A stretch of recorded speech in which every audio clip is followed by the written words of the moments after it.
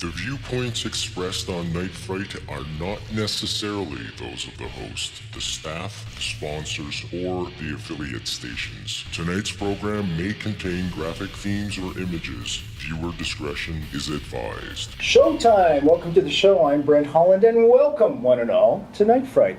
Tonight, folks, we're continuing with Donderi from Montreal and his new book called UFOs, ETs, and Alien Abductions.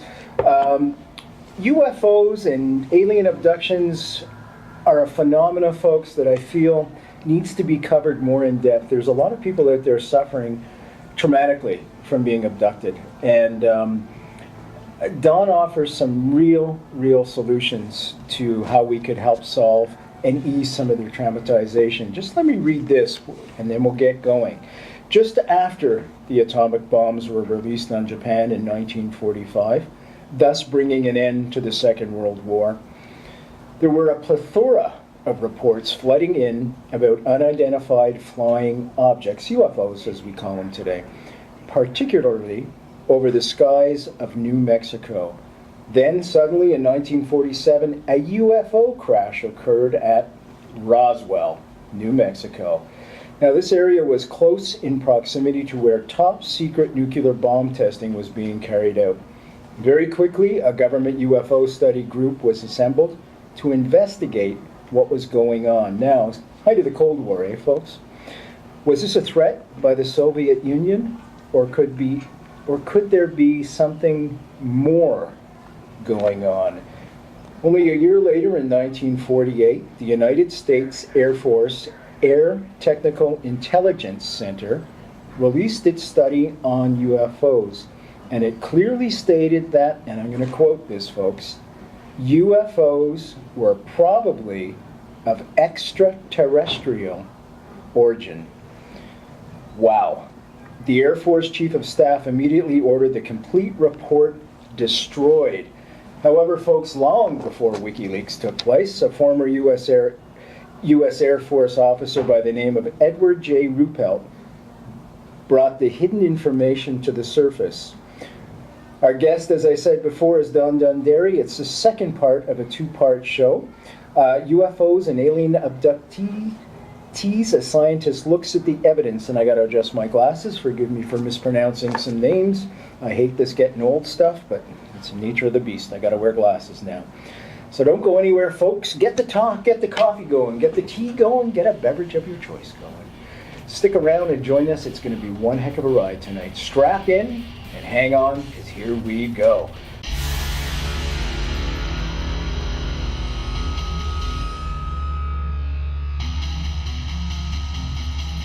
There is a time for question. There is a time for answers. There is a time to challenge. There is a time to speculate. There is a time for change. There is a time for truth. The time is now.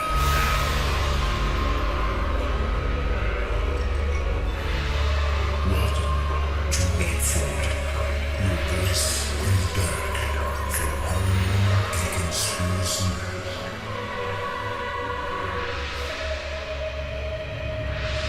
And now your host, Brent Holland.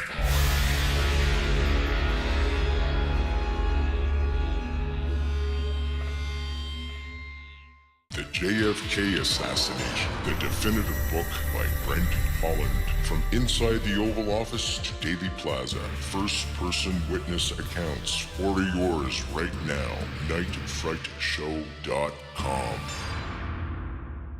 Welcome, one and all. Welcome to Night Fright. Thanks for joining us tonight. Tonight, folks, UFOs and alien abductees. UFO, ETs, and alien abductions, a scientist looks at the evidence, is a new book by Don Crosby Donderi, a retired professor of psychology and former associate dean of the Faculty of Graduate Studies and Research at McGill University in Montreal. Donderi reviews and analyzes 60 years of accumulated evidence that some of what people report as UFOs are indeed extraterrestrial vehicles, that some of the extraterrestrial UFOs have crews, and that some of the extraterrestrial crews, you ready for this? Catch and release humans to study them. He evaluates the reliability of the evidence by referring to modern theories of memory, motivation, and thinking. He explains the scientific and government reaction to the evidence. Welcome back, Don. Thanks for joining us once again. You're welcome. I'm delighted to be here. Thank you. Thank you, my friend. I'd like to begin tonight's show once again by going not a stone's throw from Kingston, Ontario, and that is just across the border to Quebec, with a sighting that took place, the true story of Lake Bascaton. Can we start with that one? We certainly can. That was really unnerving when I read it in your book. www.nightfrightshow.com, folks. The book is called UFOs, ETs, and Alien Abductions. Our guest tonight, Don Donderi, PhD from McGill. Thanks, Don. The year was 1978. Yeah. The event was this. The Montreal Star published some photographs that were held up by one of two people. I call them in the book John Smith and Bob Jones. That's not their real names. They were French Canadians who lived in goodness, I've forgotten now. One of the islands just off Montreal. Anyway, one of the islands off Montreal. They were looking for property to buy on the Bascaton Reservoir, which is a reservoir far to the northwest of Montreal, a couple of 100 kilometers. They drove up on March 21st, 1978. There was still snow on the ground. They put their they parked their car in a nearby restaurant parking lot, took a toboggan in to pull their camping gear with them, and were going to camp out on the side of the lake overnight, look at the property, and go back the next day, a kind of early spring vacation plus having a look at some property. So they footed it into the bush. They footed it into the bush with their toboggan dragging behind them. This was a lake with cabins. They set themselves up on the porch of a cabin, not inside because it was closed, and were going to camp out. They went to get firewood. They went down by the lake. They saw a bright star descend over the lake and hover there. One of the two picked up his camera and took 4 photographs. The other guy, who also had a camera, was transfixed, couldn't do anything. They got their firewood, went back to the camp, decided this was too much, put their stuff on the toboggan, and decided to get the heck out of there. They did. They looked around, they saw the UFO high in the sky, that propelled them further. They got back into their car, they drove back, and they went home. The guy who had the photographs had them developed by his brother-in-law, who was a professional photographer. He called the Montreal Star. The Montreal Star took a picture of him holding the photographs, and then the photographs and the story were eventually published in Montreal, which is a French-language magazine. My friend, the engineer Bill Wilson, who was mentioned in the earlier episode, happened to see the story in the Star. He started calling around to see if he could find out one of these guys. He called finally to the guy who took the photographs. The guy was really unwilling to work with Bill Wilson because once the photographs had been published, everybody came knocking at his door. He was a family man. He was being disturbed in his home at peace, and he didn't want to have anything to do with it. Nevertheless, my friend Bill Wilson, who was very persuasive in both languages, persuaded him to cooperate. We took the photographs to McGill. I had a McGill photo technician look at them under a microscope. He decided, on the basis of the evidence in the photographs and some test photographs we'd taken to compare with them, using the same camera in the same location a couple of months later when we could go back there, that the original negatives had not been tampered with. So what this guy had was photographs of a large, luminous, saucer-shaped object, classical flying saucer shape, hovering about 1,000 meters from where they were, about maybe a couple of 100 meters over the lake, and we don't know what it was. What could it have been? Here are the possibilities. It first could have been a fake, but the photographs were vetted by a photo technician who knew what he was doing, and he said they weren't a fake. Second, they could have been some secret craft of ours. We don't know about everything the US government or the Canadian government makes. It might have been some American or Canadian craft, secret, flying over Lake Bascaton in the middle of the night in March 1978. Or, barring those things, it could have been a vehicle with superior performance characteristics that we didn't make. Those are the three possibilities. That's the story. That's only one of many such stories in the book we're talking about. The JFK Assassination, the definitive book by Brent, Holland. From inside the Oval Office to Daily Plaza, first-person witness accounts. Order yours right now. nightfrightshow.com. And also, folks, that those stories and stories that were in the first part of the show are available in this book, and the book is called UFOs, ETs, and Alien Abductions. A scientist, that's a big word there, a scientist looks at the evidence, and that leads credibility to all these stories, folks. And easy way to get the book, folks, is just go to www.nightfrightshow.com and click on tonight's guest book cover, and that'll take you right to a spot. By the way, folks, we're live tonight from Kingston, Ontario. We're at Chapters Indigo, and for our American folks, that's a version of Barnes & Noble, if you will. That's Canada's version of it. Got a live audience tonight, and thank you all for joining us. Stick around, folks. There's going to be a Q&A after. It's going to be part of the show, so if you are formulating questions right now, hang on to them, and in a few minutes we'll be turning the floor over to you, and you'll be able to ask Don directly some questions you may have about all of this. Now, Don, it seems that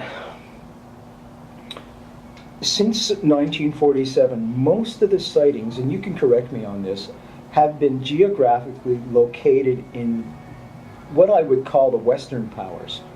Would that be accurate?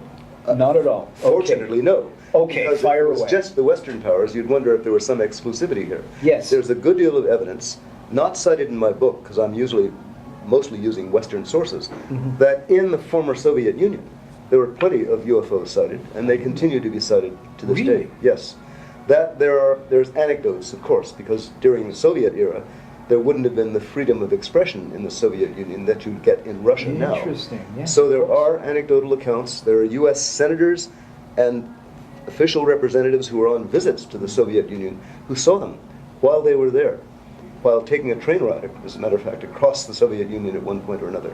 So yes, there are accounts of Soviet UFOs, and I'm not up to date fully on those, but it is definitely not just the West. Of course, the West has radio, television, Yes. open discussion, public fora, and so we know what happens in the West. We don't know what happened in the middle of China, and where there have been some recent UFO sightings, or in the old days, in the middle of the Soviet Union. And so Any that's, idea if there's a dialogue going on between governments? Now, I know that this is kind of off the cuff question, but any idea if there could be some unification based on an exterior threat? oh boy, I don't, but that's been discussed. The representative of, I think, Trinidad or Guyana, a guy named Gary, raised that issue at the UN 25 years ago. Interesting. But nothing ever came of it. He was an official UN representative. He may have been his country's prime minister. He may have been the UN ambassador. I'm not sure which. But he raised that question and wanted the UN to take it up, but they didn't. They didn't. Right now, I know that the US has a UFO program that they're not telling us about. I have data I can't cite about that, and I have rumors that everybody hears about that. Okay. So it's not that we don't know that, it's just that I have a little more information than most people do, which I cannot cite, but I have what everybody else has, which is plenty of talk about what was and wasn't covered up, what wasn't scooped up after it crashed. Roswell, you mentioned earlier. Yes. Roswell is certainly a good example of that, and there are others. Yes, the US Yes. government knows what's going on. Okay. Now, I want to go back to the beginning of Project Blue Book, and before that, and by the way, folks, Project Blue Book is a series of investigations that took place in the 60s and to investigate the UFO phenomena to see if there was anything actually associated with it. Now, what I found very alarming is that there is a whole level of top secret clearance beyond the President of the United States. In other words, he doesn't know what's going on. That's right. There's somebody above him. Now, two questions. Why is that, and who is that? Well, first of all, you're almost right about that. And this is widely known because the level of classifications available in the US have been published. There's what's called unacknowledged special access programs, or so-called black project. This is not a fictional fantasy. These are real. I'll give you an example. You start a project with a defense contractor, say it's McDonnell Douglas. The project is about developing reconnaissance vehicles. That's just what it's called.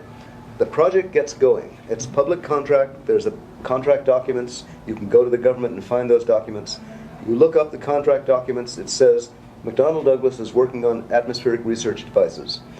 The government says to McDonnell Douglas, you're doing a good job. Keep on doing it, but we'll close the contract. The contract is closed. The public only knows that they've spent, say, 2 years working on upper atmosphere research devices. Then the public knows no more. What the government has told McDonnell Douglas to do is go on working on this, but we'll call it an unacknowledged special access program, or BLACK program. The program will have a title. 4 people in the U.S. Congress know that title. The House and Senate Armed Services Committee, the House and Senate Appropriations Committee chairs. That's it. They know the names. They don't know what the programs are. The programs are run by whatever directorate of the U.S. military is running those programs. Really? That's the only people who know. Yes. And this is widely known. This has been established under what's called the Atomic Energy Control Act of, I think, 1947. There are laws which prevent any information under that rubric from getting out to the public. And that means any public, including the President of the United States. Now that's mind-blowing. It is mind-blowing. It absolutely is. And because the President's elected, we the people, yes, right? That's Democracy. right. But we the people, under that law, don't have to tell the President what we, the military, is doing on certain secret projects. That was designed to keep atomic energy secrets out of the hands of the enemy, namely the Soviet Union. That legislation is still being used for that purpose, but it's also being used to conceal secret research, which is, as a colleague of mine named Bernard Heisch, who's written this in a public website called UFOskeptic.org, says, it can be concealed from anyone because it is born secret, as the way he puts it. Born secret, that's a very good way to put it, actually. Under these legislations. So yes, there are U.S. government secret projects having to do with UFOs that nobody knows about except the people doing the projects. And I know that, as I said, because I have access to people who've told me so. Information I cannot share with you, but I swear is true. Okay, fair enough, folks. www.nightfrightshow.com. Click on tonight's guest book cover. It's going to take you right to a spot where you can order the book from your own home.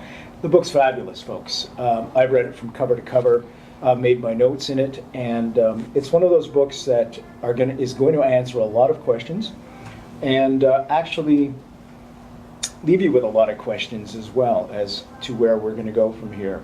A scientist looks at the evidence. Don Donderi is our guest tonight, all the way from Montreal. Don, I want to go back to the president not knowing what's going on, and is that because the president could be removed in 4 years with an election, and they just don't want him to know? Is it plausible denial or something? I can't wrap my head around the fact that the President of the United States, elected by the people, doesn't have access to the most top secret stuff. Neither can I. It's like I said before, it's mind-blowing. The evidence that I have suggests that even the heads of one of the most important intelligence agencies in the country doesn't have access to that information. I'm not kidding you. Wow. And that's all I can say. That's all you can say. But this evidence is, as Bernie Heisch said, born secret, quote unquote. 2 American senators, both dead now, Jesse Helms and Patrick Moynihan, one a Republican, one a Democrat, tried together to get that legislation changed back in the 70s. They failed. They couldn't persuade their fellow senators or representatives to revise the law. So the law stands, and it's being used to keep a lot of government research projects completely under wraps. Unbelievable, folks. Unbelievable in this day and age in democracy. The JFK Assassination, the definitive book by Brent, Holland. From inside the Oval Office to Daily Plaza, first-person witness accounts. Order yours right now. nightfrightshow.com.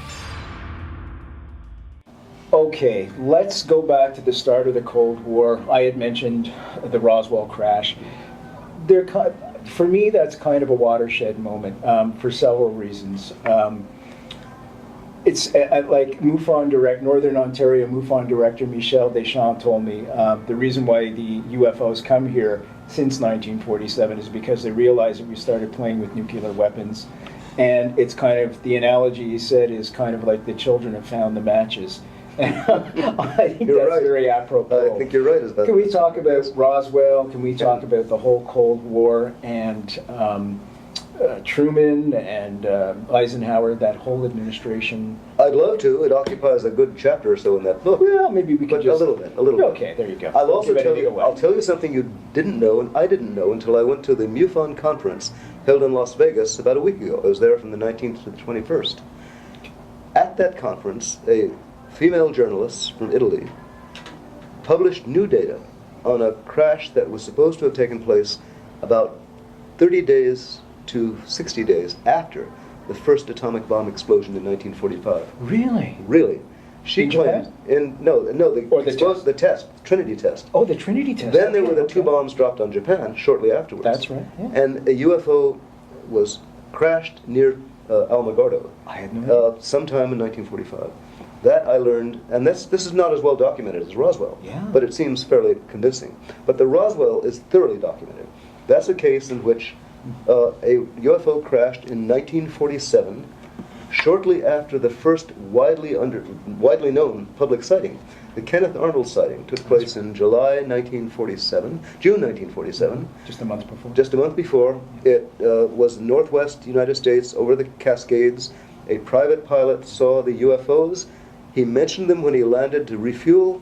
The word got out. The next stop he landed, there was a reporter there. He said to the reporter, it looked like these 9 things were sort of skipping on the air like this. He said they were like stones skipping on water.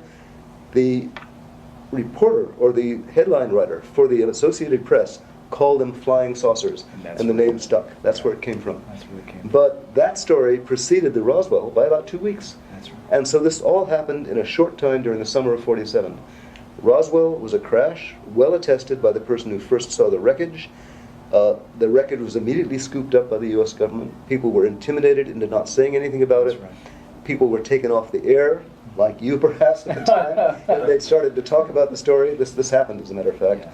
And then I should just yeah. This is long before Twitter, folks. Yes, Long yes, before the yes. internet, when you can get things out. Exactly. For example, we're entertaining things from Iran, the depths of Iran, through social media. Exactly. Syria at this time as well. I'm sorry to interrupt. Yeah, all there were telephones in those days. And not everybody had a telephone. Exactly, Yeah. including the guy who found the debris. He had to travel a few days to find a telephone. That's right. Yeah. The long and short of it was the U.S. government scooped up everything there was to know about Roswell, intimidated as many people as they could find into not talking about what they had seen, covered up evidence about who was there, scurried the broken pieces, including the crashed disc they found, off to Dayton, Ohio, which is where the Air Technical Information Center and Wright-Patterson Field was. And that's the last anyone heard about that, until about 1977, when your friend Stanton Friedman And your friend. and my friend was on a lecture tour, and somebody began talking to him about people who knew about this and who he might talk to himself. So from there, Stanton opened the case. Other people filled in the details. Several books have been written since. The long and short of it is that in Roswell in 1947, a UFO crashed. There were dead humanoids on the aliens, on the UFO. The UFO was disassembled in pieces, carted off to the Air Force. It's been there since 1947. End of story. And that's all we know, but the investigators put together, piece by piece, interview by interview, what I've just described in great detail. By the way, folks, Stanton Friedman's been on the show many, many times. You'll find all his shows there, www.nightfrightshow.com. Free to download, no problem whatsoever. Also, tonight's show, UFOs, ETs, and alien abductions. Just click on tonight's guest book cover with Donderi, and that'll take you right to a place where you can order the book from your own home. Let's go back into Roswell. Now, Truman was the president at the time. Was he shocked when he heard about the revelations that were taking place in Roswell? How did he find out about it? Because we had just talked about the fact now, and it wasn't like that back then, that the president doesn't have access to that information. But back then, I'm sure he would have. It is apparent, and this is still a bit murky, that after Roswell, or immediately before, remember I just mentioned somebody has unearthed evidence about a 1945 crash. Yeah, this is unbelievable. So there might have been an organization in place in the U.S. government called by the people who know this MJ-12. Stanton Friedman has written a book about this. Other people have disputed it. It's one of those areas that's highly controversial, probably because there's been disinformation put out to make it less believable. Yeah. The long and short of it is, the U.S. government, since at least 1947, has probably had an oversight committee dealing with UFO problems. And that committee, whoever they are, knows what's going on. And they know, and we don't know. And that's their goal, to make sure we don't know. Bits leak out. Roswell has leaked out. Roswell has been very thoroughly documented. Another case, as I said, has just been documented, and it may not be as thoroughly studied as Roswell, but it's highly suggestive at this point. So the U.S. government most likely does have what you might call a UFO directorate, which supervises keeping the information from the public as well as doing whatever the U.S. government thinks needs to be done about UFOs. About Canada, probably the Canadian government has nothing. It's not interested. Canada's not a large player. Canada was interested, or people in the government were interested back in the 50s, but I don't think, honestly, anything's come of it. I've heard no rumors, no leaks, nothing to suggest that Canada has a, quote, UFO program. No, I haven't heard that either, but, although yeah. Paul Hellyer was on the show. Paul Hellyer thinks, he's Yeah. convinced, of course. Yeah. And he was the Minister of Defense. That's So right. He Under should Trudeau. know. Yeah, he should know.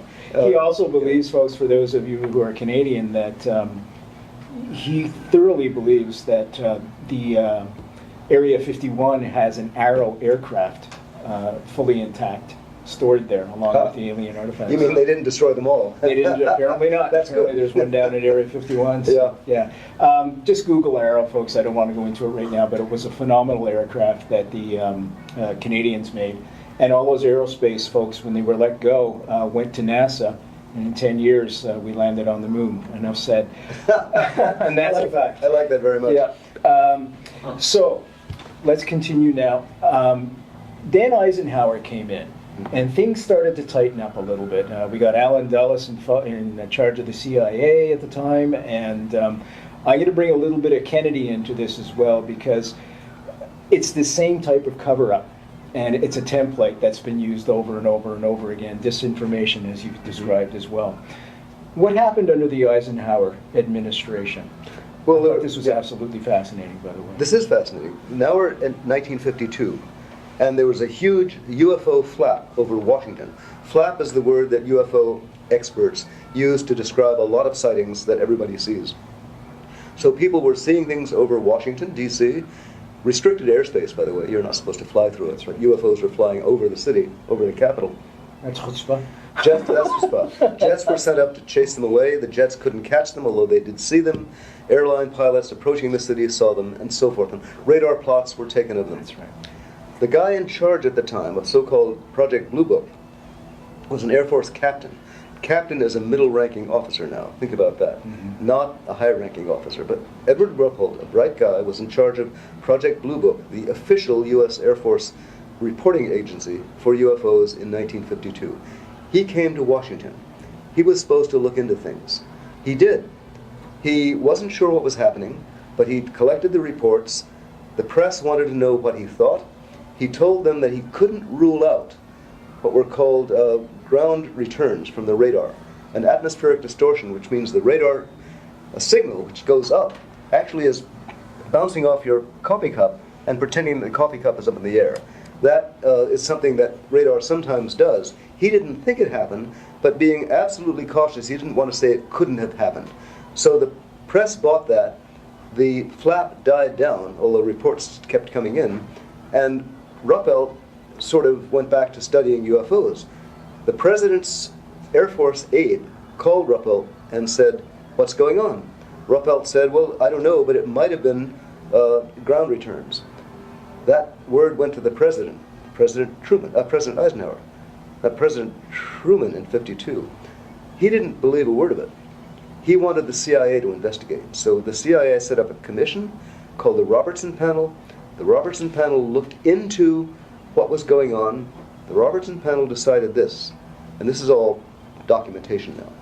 First, that we don't know what UFOs are. We have, the panel itself was biased, it was not well informed, it was very high level, but it was ignorant, unlike Roswell. They decided what was dangerous in 1952 was UFO reports, because UFO reports were confusing the Ground Observer Corps. The Ground Observer Corps in 1952 was the civilian organization that took binoculars and looked around the sky for Russian bombers. And that went with the radar. And between the human observers and the radar, they were supposed to keep America safe from Russian bombers, who presumably were going to fly right over Canada because they didn't care about Canada. Sorry about that. There was nothing vital to bomb here, but there was south of the border. Anyway, the Robertson panel recommended that the government debunk UFOs and sort of intimidate people who were interested in them by tracking the UFO groups because they might be disruptive to the political system, and debunking every possible sighting and essentially closing public interest in it down. That they did. They started to do it very effectively. There were other private people interested in UFOs. They didn't shut them down, but the government stopped admitting that there was any interest in it. All the cases they allegedly purported were solved, quote unquote, and all of the good data were classified. So that was the beginning of what you call a deliberate downplaying of any UFO information on behalf of on the part of the U.S. government. It was an intentional campaign to cover up without question. Absolutely. The JFK Assassination, the definitive book by Brent, Holland. From inside the Oval Office to Daily Plaza, first-person witness accounts. Order yours right now. nightfrightshow.com. Folks, www.nightfrightshow.com. There you will find tonight's guest book cover. Click on that, and all the stories we're discussing tonight and in the previous show are contained in this book. And Don goes into much more detail that we don't have time for now in the book. It's called UFOs, ETs, and Alien Abductions, A Scientist Looks at the Evidence. Don Donderi, of course, is a PhD from McGill University in Montreal, and he has, like Stanton Friedman, he is both American and Canadian. And I want to go back now to this whole government. You know, fans of the show will know I've written a book on the Kennedy assassination. And what it took was a film called JFK that happened in 1991 by Oliver Stone for the U.S. government to go back and release all the files that were supposed to be locked up for an additional 30 years. They released those files. I'm wondering what it's going to take in the UFO phenomena that's going to act as something to spark the release of all those files into the private sector. My guess is, unless large UFOs hover over Kingston, Toronto, or Montreal, or Washington, New York, Los Angeles, and Chicago, the government is going to be very resistant to releasing anything. As long as the public can be convinced there's either no problem, or it's all hallucinations, or crackpots, the government will be happy, the U.S. government will be happy to tell you that there's nothing to it. Other governments have changed their tune on that.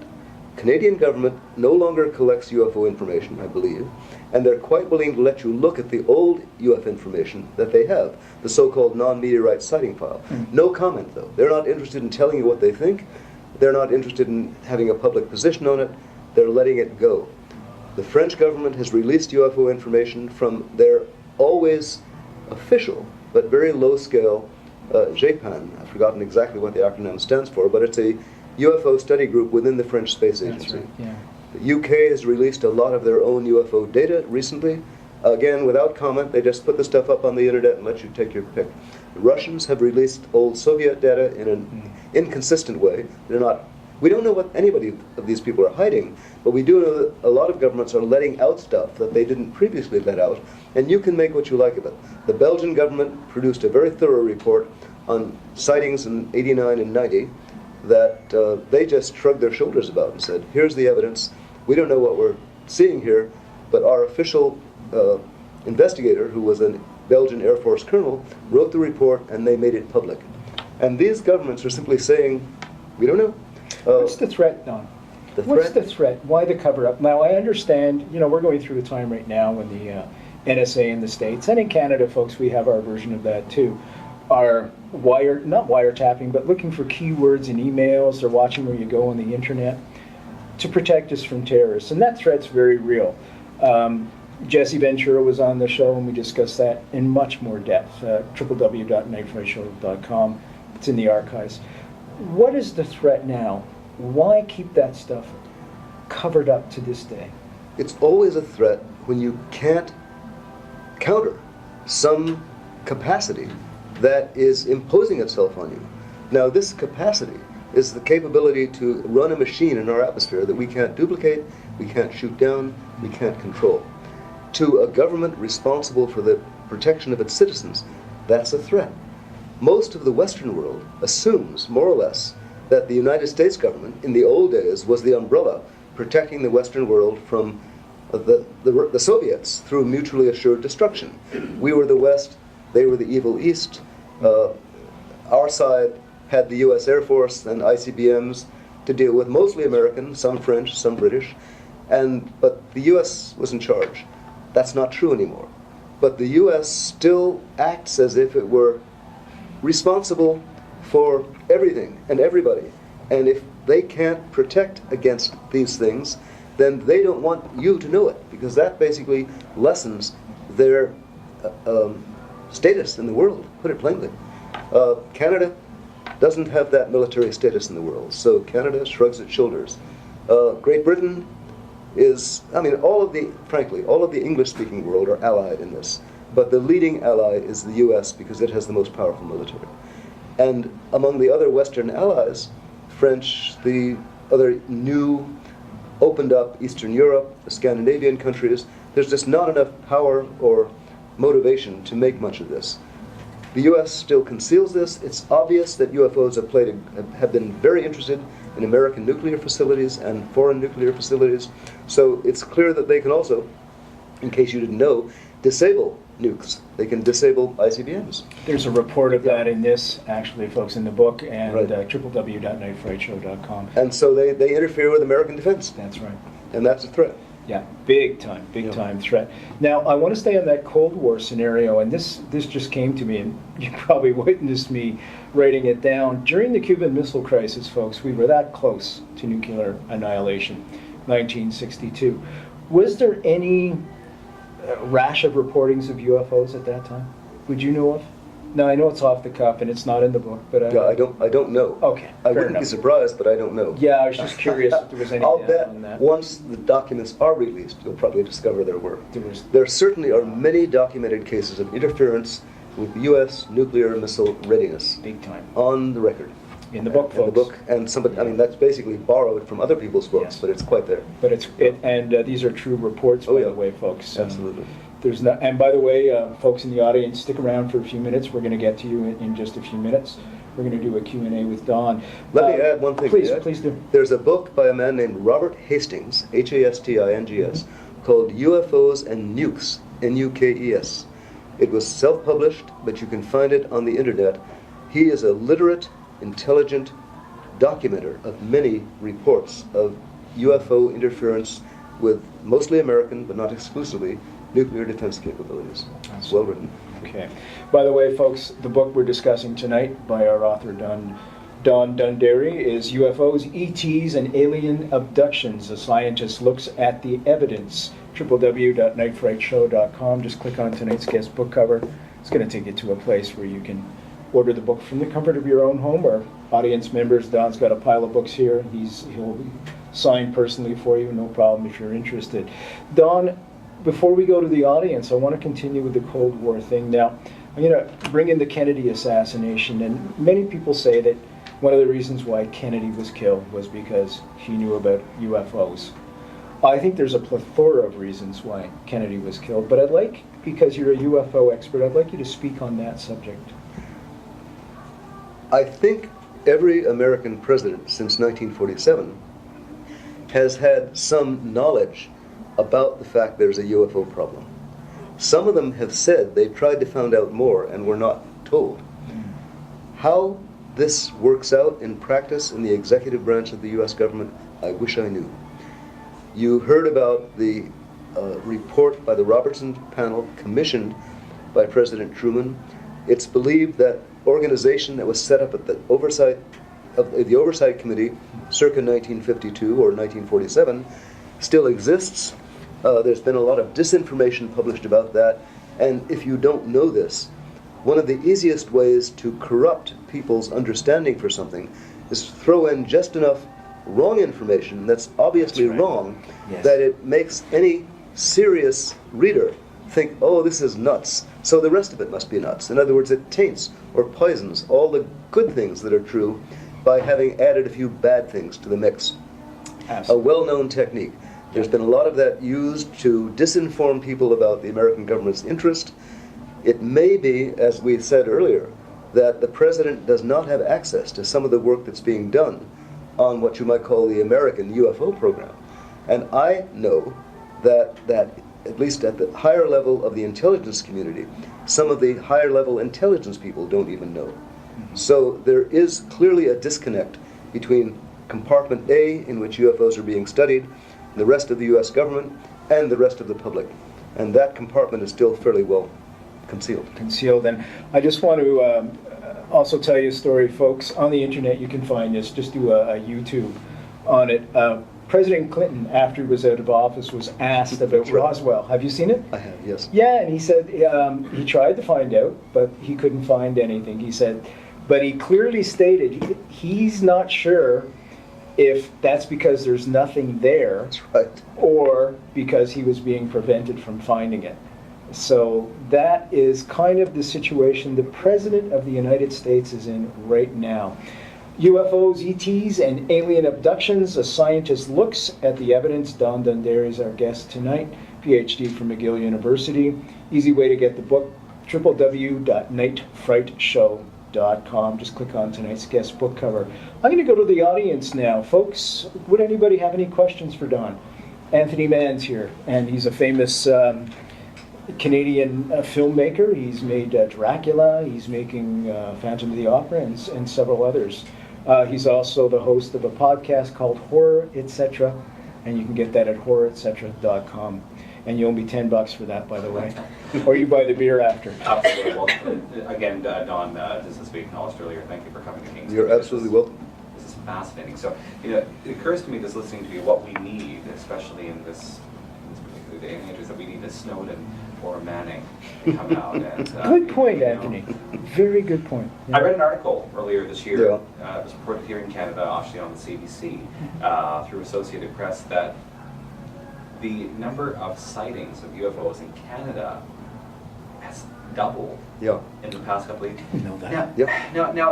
Now, is that just because we're becoming more aware, or we're inhabiting more of the land, and that we're recognizing anomalies more, or do you think that potentially we're building to something that a crescendo? Are we on a crescendo?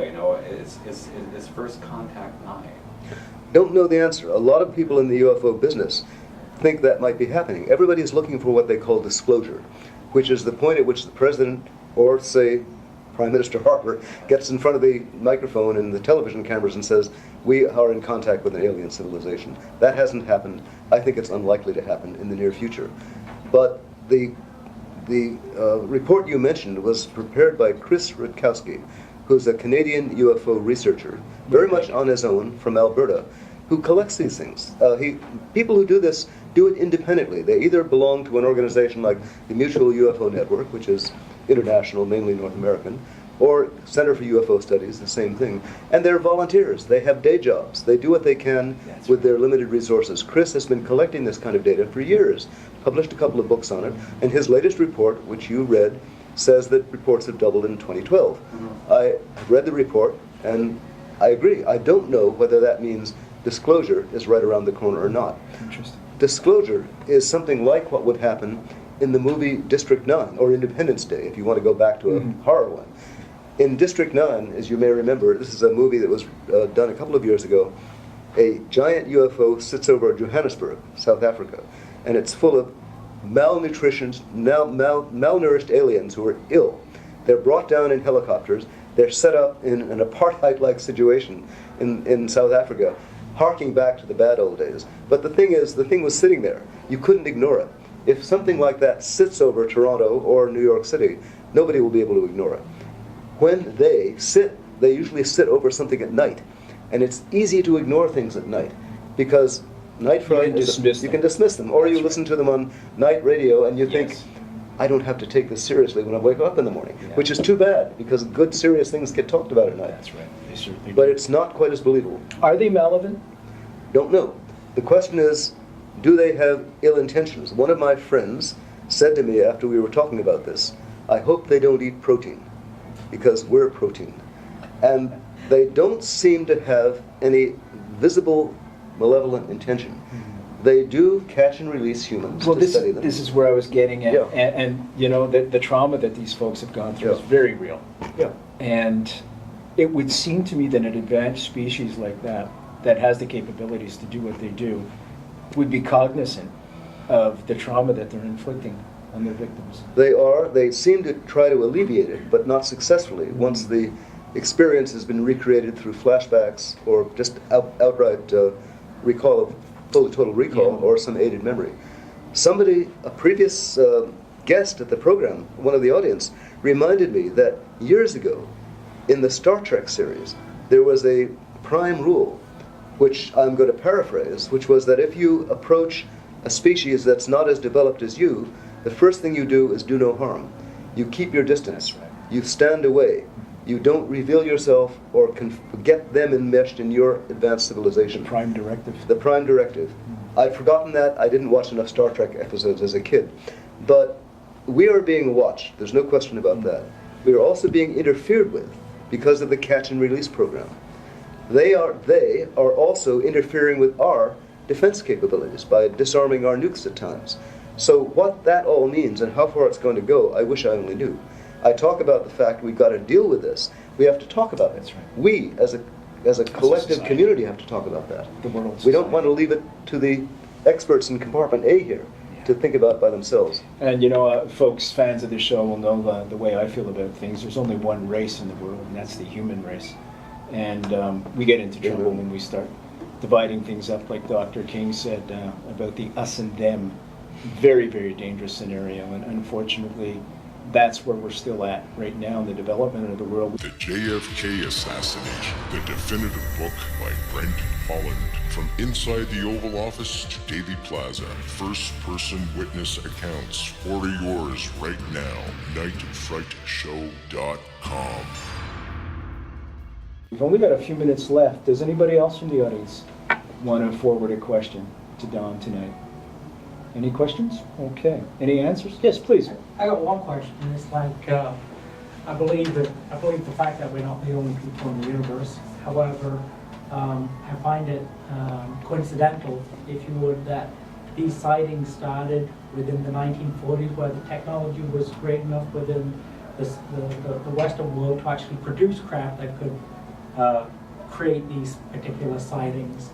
And it could be a military cover-up, like you say, the black projects that they have and so forth.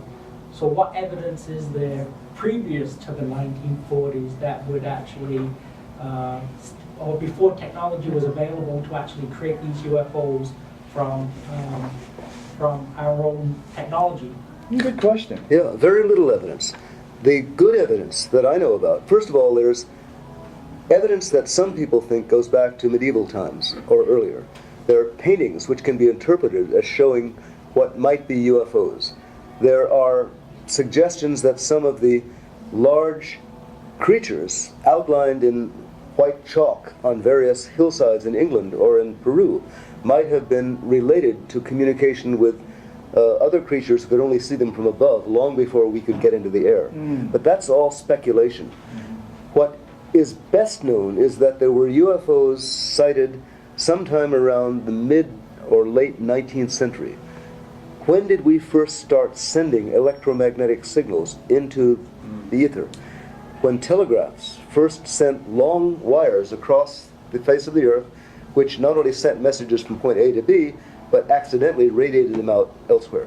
When did we send big bursts of gamma radiation out into the universe? 1945, when we blew up atomic bombs for the first time. When did UFOs start showing up in numbers? 1945 to 1947.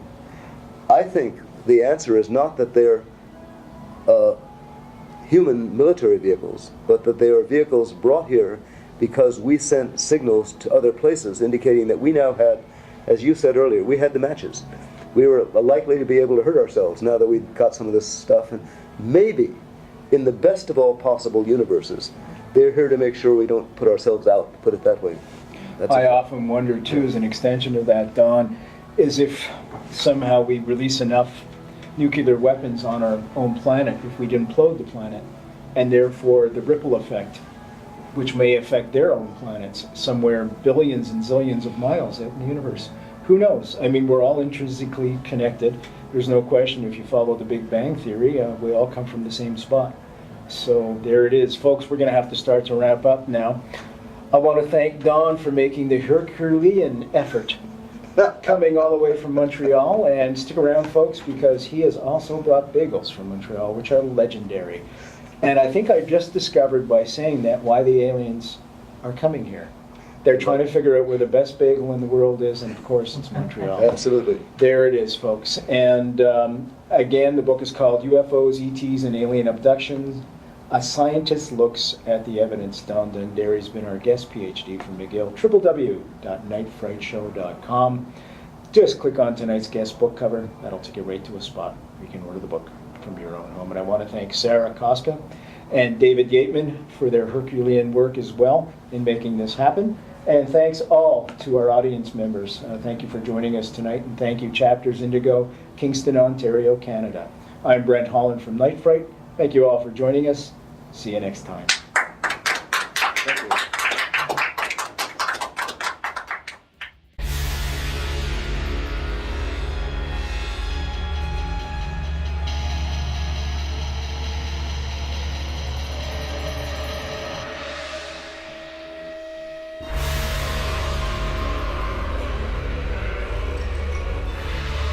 You're listening to Night Fright and your host, Brent Holland.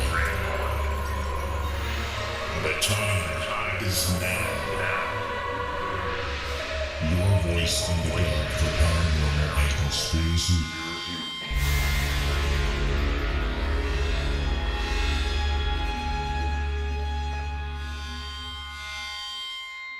The JFK Assassination, the definitive book by Brent Holland. From inside the Oval Office to Daily Plaza, first-person witness accounts. Order yours right now.